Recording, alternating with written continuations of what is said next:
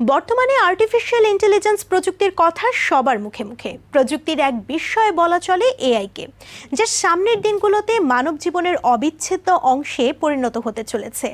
উন্নত বিশ্বের দেশগুলো এরই মধ্যে এআই নিয়ে বিস্তর গবেষণা চালাচ্ছে।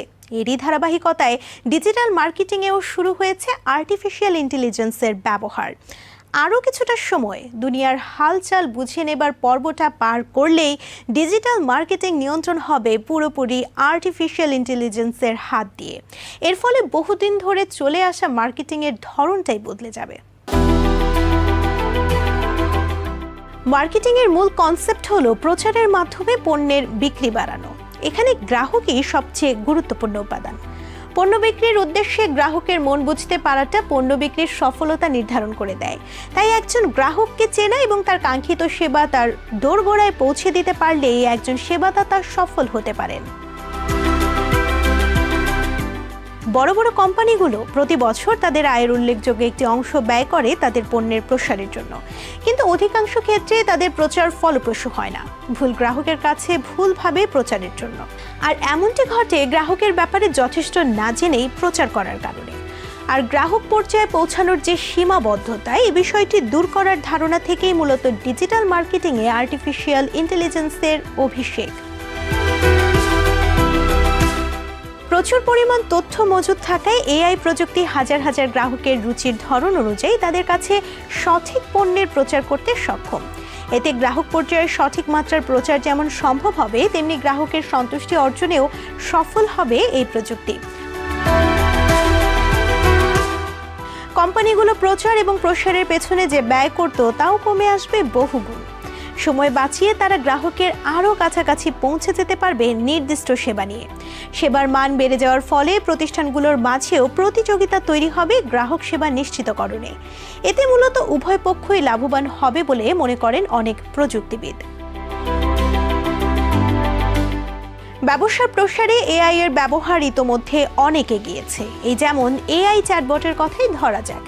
এটি এমন একটি যান্ত্রিক ব্যবস্থা যা গ্রাহকের প্রয়োজন অনুযায়ী নির্দিষ্ট সেবা নিশ্চিত করতে পারে মানুষের সহায়তা ছাড়াই। তবে সার্ভিস অনুযায়ী গ্রাহকদের চাহিদাগুলো এতে প্রোগ্রাম করা থাকে।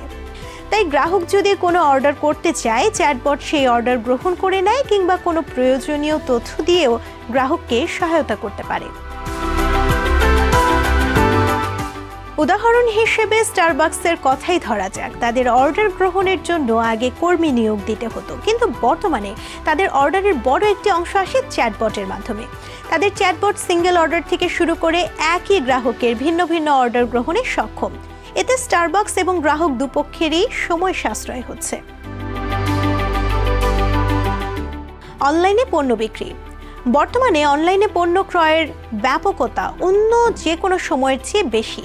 মানুষ এখন সময় ব্যয় করে পণ্য ক্রয়ের চেয়ে অনলাইনে পছন্দ করে অর্ডার দিতেই বেশি স্বাচ্ছন্দ্য বোধ করছে।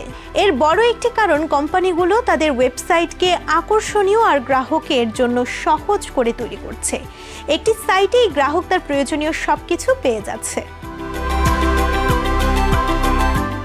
এক্ষেত্রে সাইটগুলো তাদের গ্রাহকদের থেকে প্রয়োজনীয় তথ্য সংগ্রহ করে, যার মধ্যে থাকে গ্রাহকের পরিচয়, কতটা সময় সাইটে ব্যয় করছে, কেমন পণ্য খুঁজছে কিংবা তাদের কার্টে কোন পণ্যগুলো যুক্ত আছে। ই কমার্স জায়ান্ট অ্যামাজন কিংবা আলিবাবা এসব ক্ষেত্রে এআই এর উপরই ভরসা করে এগিয়ে যাচ্ছে। তারা তাদের এআই ওয়েবসাইটকে অসংখ্য ডাটা একত্র করে নিজ থেকে অ্যানালাইসিস করার মতো করে গড়ে তুলেছে।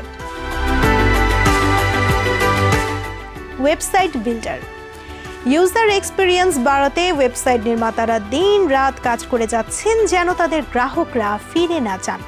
পণ্য ক্রয় বিক্রয়ের ভবিষ্যৎ যখন অনলাইনে, তখন একে আরও পরিকল্পিতভাবে গড়ে নিতে হবে, যার জন্য আর্টিফিশিয়াল ইন্টেলিজেন্সের হাতেই একটা ওয়েবসাইট তৈরি করার ভার দেওয়া হচ্ছে, যেখানে মানুষের কোনো ছোঁয়াই থাকবে না এবং পরিকল্পনাও তৈরি করবে এআই নিজেই। এক্ষেত্রে এই প্রযুক্তির হাতিয়ার হবে গ্রাহকের তথ্য। বিশাল সংখ্যক গ্রাহকের অভিজ্ঞতাকে কাজে লাগিয়ে এআই সবসময় সাইটকে গ্রাহক বান্ধব করে গড়ে তুলতে থাকবে। আর সাইটের কর্তার কাজ হবে কেবল কন্টেন্ট আপলোড করা। বাদবাকি সব ধাপ আর্টিফিশিয়াল ইন্টেলিজেন্স নিজেই সেরে নেবে। নিউ ইয়র্ক থেকে সম্প্রচারিত TVN 24 টেলিভিশন বিশ্বজুড়ে বাঙালির কণ্ঠস্বর।